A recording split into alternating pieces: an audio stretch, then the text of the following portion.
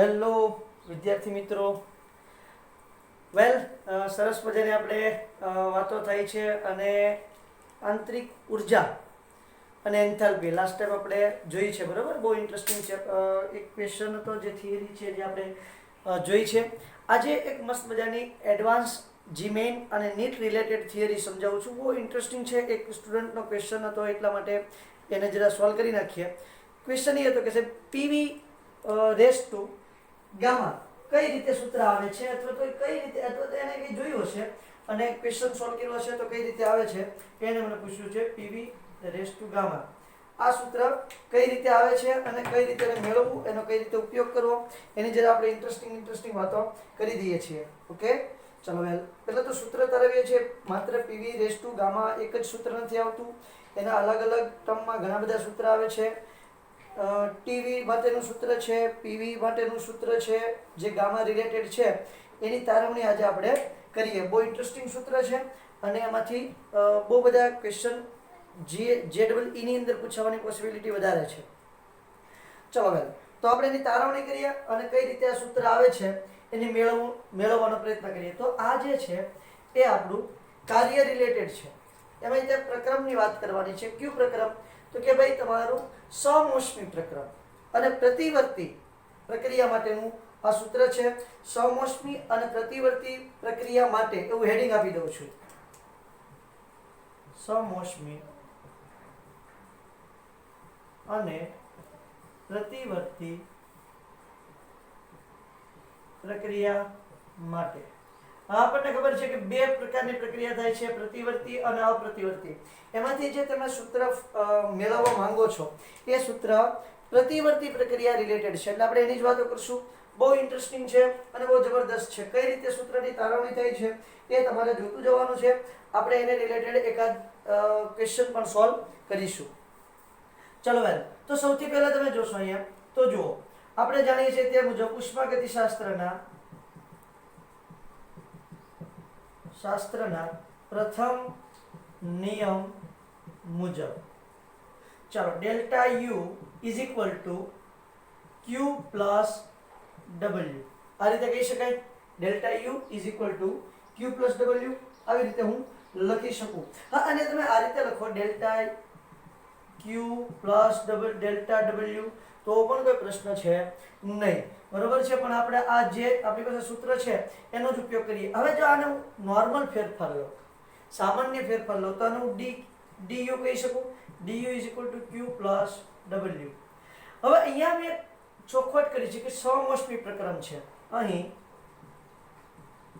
સમોષ્મી પ્રક્રમ હોવાથી Q is equal two શું થઈ જાય? 0. યાદ કરી જો, સમોષ્મી પ્રક્રમ ઉષ્માનો ફેરફાર કેવો હોય છે? 0 હોય છે. ઉષ્માનો ફેરફાર તો કારણ કે તમારી જે પ્રણાલી છે, આ પ્રણાલી સમજી લો કે આ કોઈ પ્રણાલી છે, એ પ્રણાલીમાંથી કોઈ પણ જાતની ઉષ્માનો ફેરફાર થતો નથી.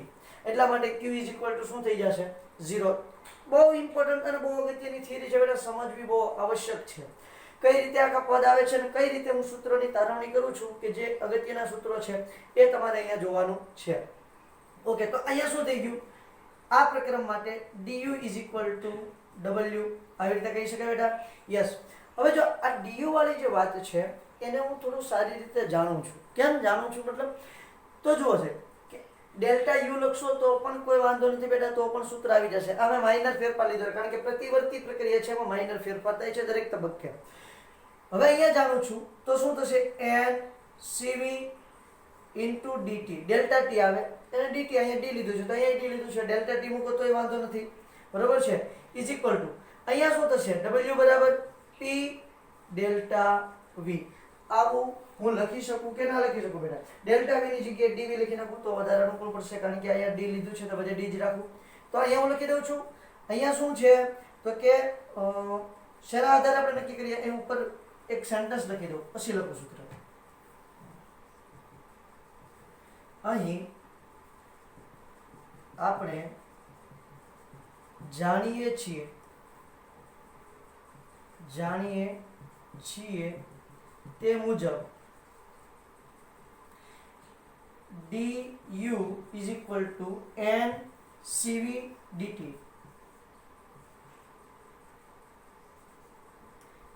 લખું છું dt તથા w is equal to minus p delta p dv હોવાથી આને સમીકરણ 1 કહી દો. સમીકરણ 1 ને નીચે પ્રમાણે લખી શકાય.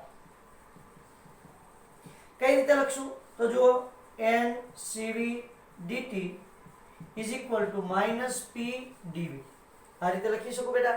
હા સાહેબ તમે સાહેબ શું લખી શકો એવી રીતે નહીં, જે નિયમ આવતો હોય એ પ્રમાણે હું એને આ રીતે લખી શકું છું. ચાલો હવે જુઓ આદર્શ વાયુ સમીકરણમાંથી p ની કિંમત મૂકતા આદર્શ વાયુ સમીકરણ પરથી p ની કિંમત મૂકતા તો શું થઈ જાય? આદર્શ વાયુ સમીકરણ પરથી p ની કિંમત મૂકું તો શું આવશે બેટા? તો જો આદર્શ વાયુ સમીકરણ પરથી p ની કિંમત આપણને ખબર છે pv is equal to nRT. આવું થઈ છે હા સાહેબ. તો જો p is equal to શું થઈ જાય છે?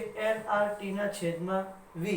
યસ એનો p ની કિંમત શું થઈ જશે? nRT ના છેદમાં v. આ કિંમત હું અહીંયા મૂકી દઉં છું. બરાબર છે. આને સમીકરણ 2 કહી દો. આ એક છે ઓકે, આને 2 કહી દો અને આને 3 કહું છું. સમીકરણ 3 ની કિંમત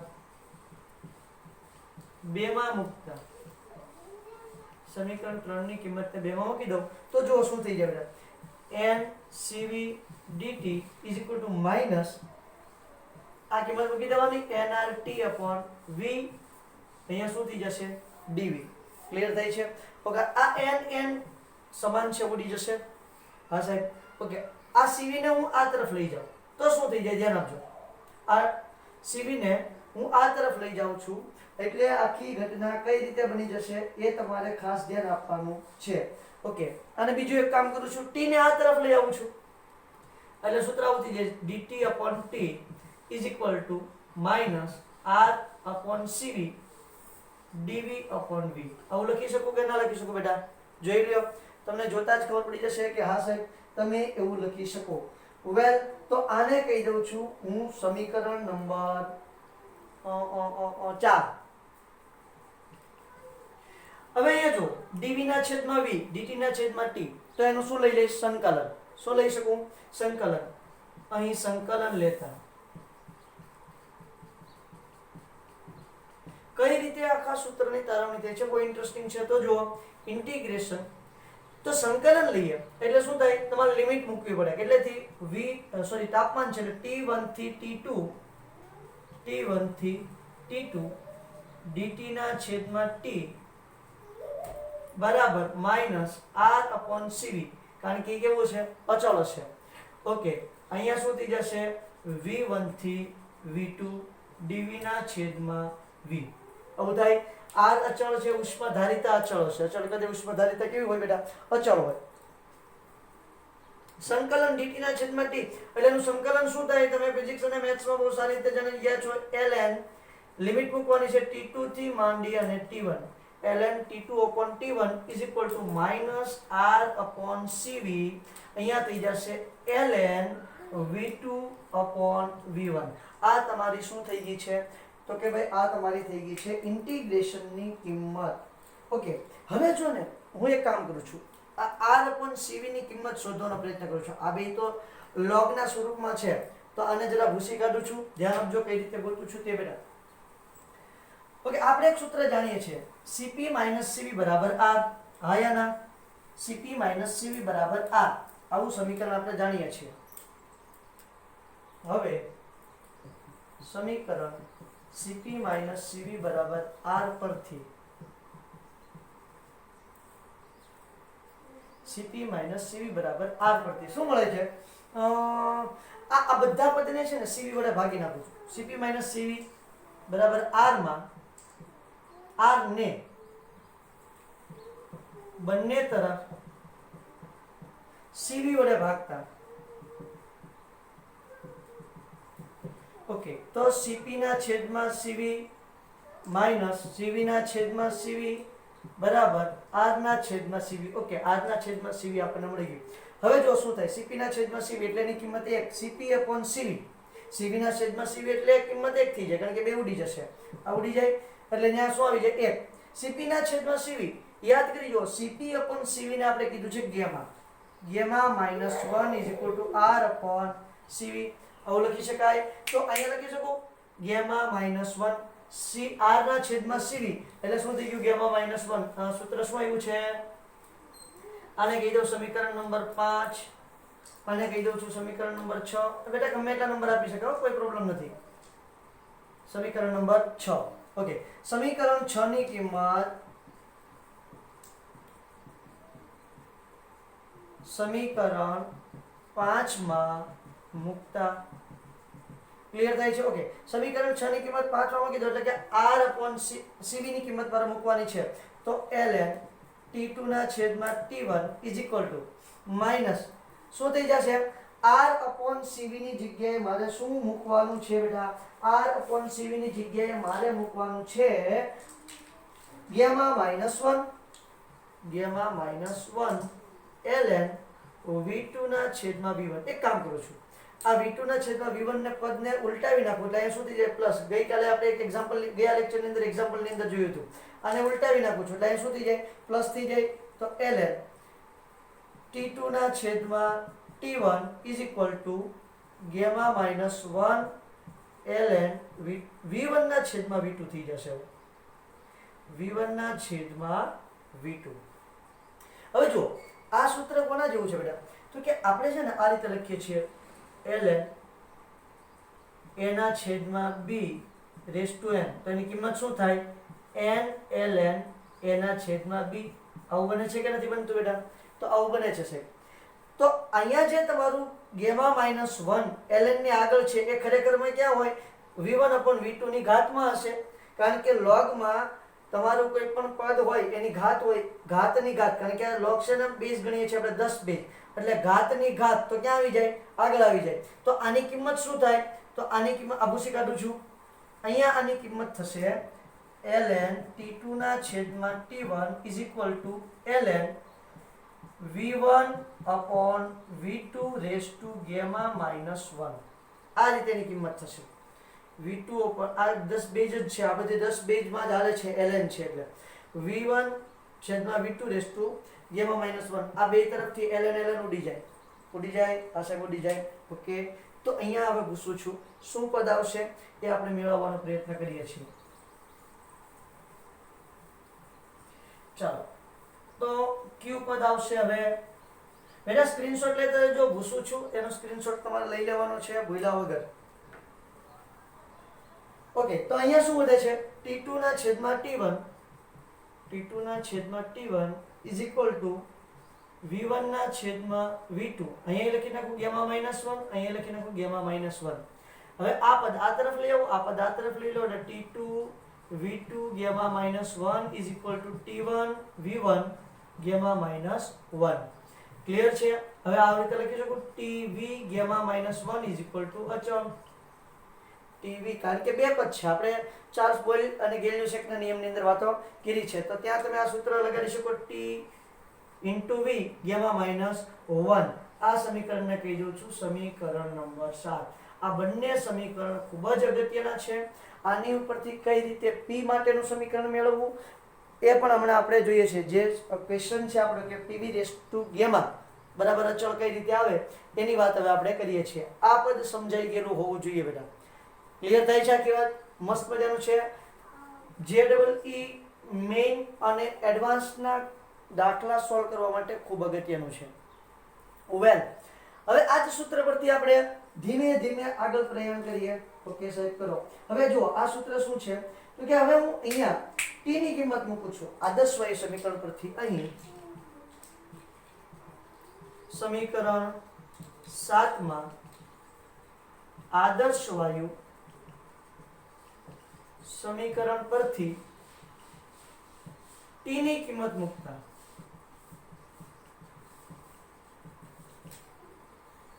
ચાલો તો શું કિંમત થશે? તો આપણને ખબર છે PV nRT. t ને સૂત્રનો કરતા બનાવો તો શું થઈ જાય? t PV ના છેદમાં nR. આને સમીકરણ 8 કહી દો. સમીકરણ 8 ની કિંમત સમીકરણ 7 માં મૂકતા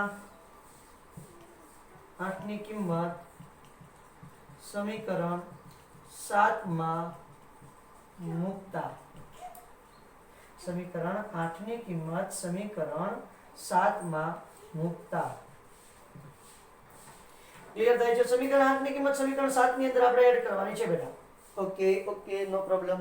ચાલો કરો જોઈએ એડ. શું કરવાનું છે? તો એડ કરી દઈએ. t ની જગ્યાએ હું શું મૂકી દઈશ? PV ના છેદમાં nr. તો PV upon nr અહીંયા શું છે? v raised to gamma minus 1 is equal to અચળ. હવે જો nr પણ શું છે? અચળાંક છે. મોલ અચળ હોય અને r ની કિંમત શું છે? વાયુ અચળાંક r અચળ હોય. અચળ હોય એને આ તરફ લઈ જાઓ એટલે અચળ સાથે ગુણાકારમાં આવશે એટલે આખું પદ કેવું થઈ જશે? અચળ. એટલે અહીંયા શું મળશે? નીચેનું પદ હું લખવા જઈ રહ્યો છું. દેખાય છે? દેખાઈ જશે. અહીંયા શું થઈ જશે? PV raised to 1 PV raised to 1 into v raised to gamma minus 1 is equal to અચળ થઈ જશે. આખી વાત સમજાણી? આ nr ની કિંમત આ તરફ લઈ જાઓ એટલે અચળ સાથે ગુણાકારમાં આવશે એટલે નવો અચળાંક મળશે. પણ હશે તો કેવું? અચળ. ઓકે તો PV raised to 1 v gamma minus 1 is equal to અચળ. આ રીતે આપણને સૂત્ર મળ્યું છે. ધ્યાન આપજો.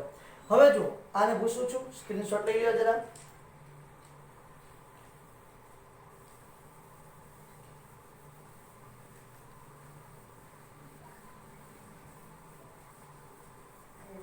હવે ધ્યાન આપજો બેટા. આધાર સરખા છે તો ઘાતનો શું થઈ જાય? સરવાળો. એટલે તમને અહીંયા આવું મળશે PV1 plus gamma minus 1 is equal to શું થઈ ગયું? અચળ થઈ ગયું. +1 -1 ઉડી જાય. PV raised to gamma is equal to અચળ. ઓકે આજે મને ક્વેશ્ચન પૂછેલો હતો વિદ્યાર્થીએ એનું સોલ્યુશન.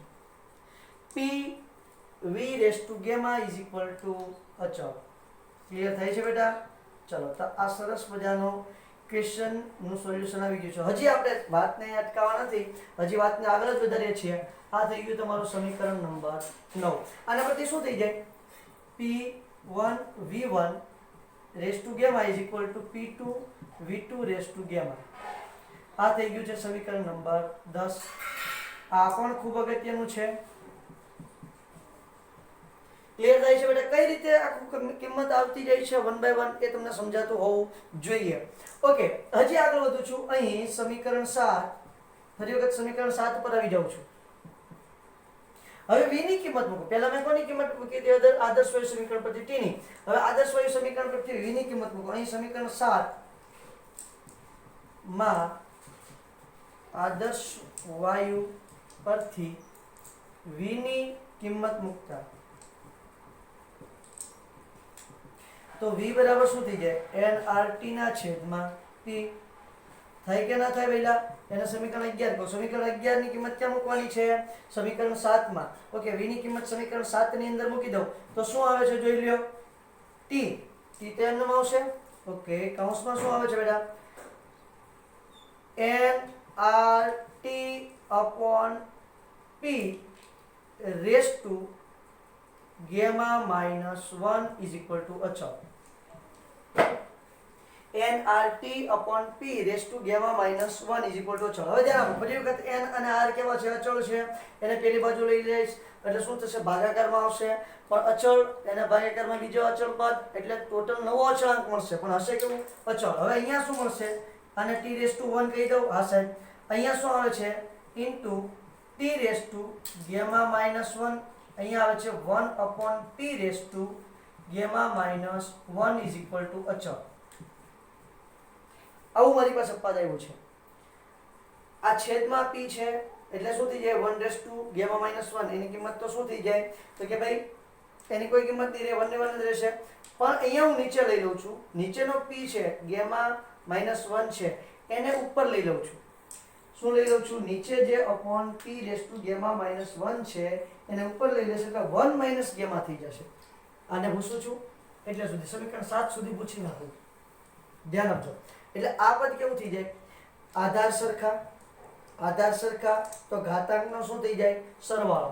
એટલે આધાર સરખા હોવાથી ઘાતાંકનો સરવાળો કરું છું તો ઘાતાંક મળશે મને t⁻1 + gamma - 1 p⁻1 - gamma થઈ જશે. કારણ કે છેદમાંથી અંશમાં લાવીશ એટલે શું થઈ જાય? 1 - gamma = અચળ. 1 - gamma = અચળ. ઓકે, +1 -1 ઉડી જાય. t⁻1 - gamma = શું થઈ જાય? અચળ. આ સૂત્ર મળી ગયું છે તમારું સમીકરણ નંબર 12. હજી આના પરથી t1 p1 1 - gamma = t2 gamma. આવું સૂત્ર પણ હું લખી શકું છું. એને કહી દઈશ હું સૂત્ર નંબર મારી મિસ્ટેક થઈ છે એક મિનિટ બેટા. ગેમા વધશે ને? ગેમા વધશે. ઓકે, સોરી, અહીંયા ગેમા વધશે. t gamma p1 - gamma એવું થશે. ક્લિયર છે? અહીંયા પણ શું વધશે? t1 gamma p1 gamma t2 gamma p2 gamma. આને કહી દો સમીકરણ નંબર 3. આ રીતે સરસ મજાનું સૂત્ર આવ્યું છે. કોની કોની માટે સૂત્રની તારવણી કરી છે બેટા આપણે? તો જો અલગ અલગ પદ માટે કરી છે. આ tp તો t gamma p1 gamma બરાબર અચળ આવશે. pv બરાબર શું છે? pv gamma = શું આવશે? અચળ આવશે. હજી એક શું આપણે સૂત્રની તારવણી કરી હતી? તો કે હજી એક સૂત્રની તારવણી કરી હતી આપણે tv. શું કીધું હતું? tv. એક આ tp, અહીંયા pv અને એક હતું tv.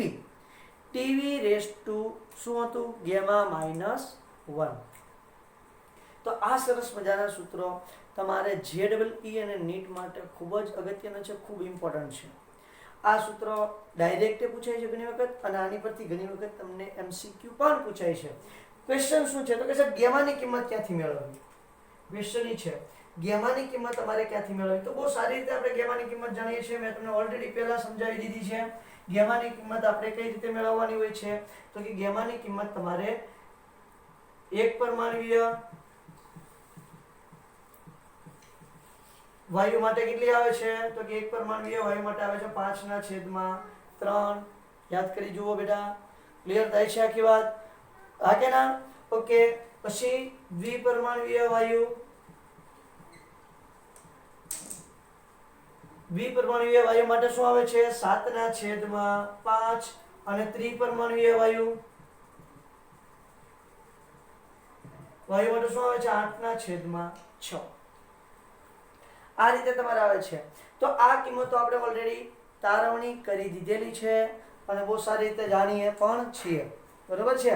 અલગ અલગ મૂલ્યો માટે આની તારવણી કરી છે અને એની કિંમત તમારે અહીંયા મૂકતી જવાની અને એના પરથી તમને શું આવતો જાય? જવાબ મળતો જાય છે. બહુ જ ઇન્ટરેસ્ટિંગ છે અને બહુ અગત્યનું પણ છે. સ્ક્રીનશોટ લ્યો બેટા ફટાફટ. ઓકે, તો જો આ રીતે સરસ મજાનું એક MCQ છે. શું કહે છે? T કેલ્વિન તાપમાને અને અચળ બાહ્ય દબાણે. તાપમાન કેટલું રાખેલું છે? T કેલ્વિન અને બાહ્ય દબાણ 1 atm છે.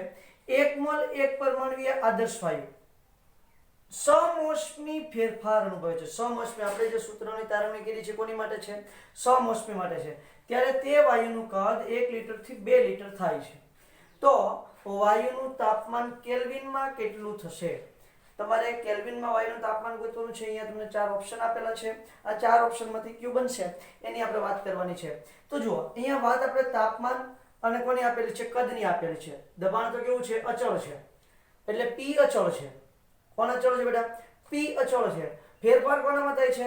તાપમાન અને કદમાં. તો આપણે સૂત્ર તારેલું છે કે T1 V1 gamma -1 = T2 V2 gamma -1. હમણાં થોડી વાર પહેલા જ આ સૂત્રની આપણે તારવણી કરી છે. ક્લિયર થાય છે? P અચળ છે તો તાપમાન અને કદનો ફેરફાર આપણે જોવાનો છે.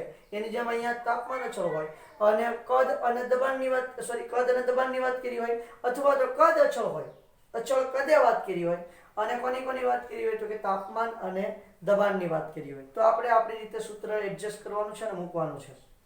ઓકે ભાઈ, તો અહીંયા શું વાત કરી છે? એક તો આપી દીધું T1 બરાબર, અહીં T1 બરાબર શું કહી દીધું? T કેલ્વિન અને T2 આપણે શોધવાનું છે. વાયુનું તાપમાન કેલ્વિનમાં શોધો 2 લિટર થાય ત્યારે એટલે અંતિમ તાપમાન આપણે T2 શોધવાનું છે. V1 બરાબર કેટલું આપ્યું છે 1 લિટર અને V2 બરાબર કેટલું આપ્યું છે 2 લિટર. 2 લિટર થાય ત્યારે શોધવાનું છે એટલે T2 આપણે શોધવાનું છે. તો સૂત્રને હું સૂત્રમાં T2 ને સૂત્રનો કરતા બનાવું તો શું થાય T1. અહીંયા શું થઈ જશે T2 સૂત્રનો કરતા છે એટલે V1 ના છેદમાં V2 raise to gamma minus 1 whole raise to gamma minus કારણ કે શું થઈ જશે gamma minus V1 gamma minus 1 upon V2 gamma minus 1. તો શું થઈ જાય બેયનું આપણે કમ્બાઈન લઈ અને whole raise to gamma minus 1 કરી શકીએ. આ શેપ કરી શકીએ. ચલો ભાઈ બધાની કિંમત મૂકી દો. શું કિંમત આવશે સાહેબ ગામાની કિંમત શું લખવાની છે તો ગામાની કિંમત એક પરમાણુય વાયુ છે એવું પણ અહીંયા ચોખવટ કરી છે. એક પરમાણુય આદર્શ વાયુ છે બેટા. એક પરમાણુય આદર્શ વાયુ માટે ગામાની કિંમત કેટલી આવશે 1.66 અથવા તો 1.67 કે 66 આવે છે 1.67 લઈ લો નો પ્રોબ્લેમ બરાબર છે. ગામાની કિંમત શું આવશે 1.67 કારણ શું લવશે Cp ના છેદમાં Cv બરાબર કેટલાના છેદમાં 5 ના છેદમાં 3. Cp બરાબર 5 હશે અને Cv બરાબર 3 હશે એટલે કેટલી આવશે કિંમત 1.67 તમને કિંમત જોવા મળશે. ક્લિયર એટલે ગામાની કિંમત આવશે 1.67 જે ઓલરેડી આપણે આગળ વાતો કરી ગયા છીએ. તો અહીંયા જુઓ T2 બરાબર અહીંયા શું મૂકી દો T1 ની જગ્યાએ T કારણ કે T1 બરાબર શું લેવાનું છે T કેલ્વિન તાપમાન. કોઈ અધર તાપમાન પણ આપેલું હોય બીજું કોઈ તાપમાન પણ તમને આપેલું હોઈ શકે છે. ચલો 1 લિટરના છેદમાં 2 લિટર રેસ ટુ 1.67 માઇનસ 1 કારણ કે ગામા માઇનસ 1 એટલે શું છે 1.67 માઇનસ 1 તો T2 બરાબર T અહીંયા આવે છે 1/2 રેસ ટુ 0.66 તો 67 લખી દો તો કેમ થશે સાહેબે તો ગામાની કિંમત 67 લખી છે તો અહીંયા કેમ 66 થઈ ગયું. ચલો હવે કોઈની પણ કિંમત 0.67 ક્યારે આવે તો ખબર નહીં સાહેબ 0.67 ક્યારે તો શું થઈ જાય તો કે T2 = T1 1/2 રેસ ટુ 2/3 થઈ જશે. આ એની કિંમત આવશે તો 1 રેસ ટુ 2/3 તો એની તો કંઈ વેલ્યુ થવાની નથી એની કિંમત તો 1 જ આવવાની છે. તો T2 બરાબર શું થઈ જાય T ના છેદમાં 2 રેસ ટુ 2/3 આ તમારો જવાબ આવશે. તો અહીંયા જવાબ આપણો ઓપ્શન કયો સાચો પડશે એ ઓપ્શન સાચો પડશે. ક્લિયર થઈ છે. આ રીતે તમને ક્વેશ્ચન પૂછાય છે. કોઈ કિંમત પણ આપેલી હોય નો ડાઉટ પણ આપણે યાદ રાખવાનું છે સમોષ્મી પ્રકરણ એક પરમાણુય દ્વિપરમાણુય ત્રિપરમાણુય કોઈ પણ આપેલું હોઈ શકે. આપણે એ જે ઇન્સ્ટ્રક્શન આપેલી છે એને ફોલો કરી અને આપણે જવાબ લાવવાનો છે. બહુ જ ઇન્ટરેસ્ટિંગ દાખલો છે બહુ ઇન્ટરેસ્ટિંગ થિયરી છે તો બધાએ જબરદસ્ત જોવાની છે અને તૈયાર કરવાની છે. ક્લિયર છે. તો આજે આપણે આ થિયરી એટલે સુધી રાખીએ. હવે નેક્સ્ટ લેક્ચરથી ડેફિનેટલી અલગ અલગ એન્થાલ્પીઓ વિશે વાતો કરવાની છે. ક્લિયર. તો આજે આપણે એટલે સુધી રાખીએ. થેન્ક યુ બેટા.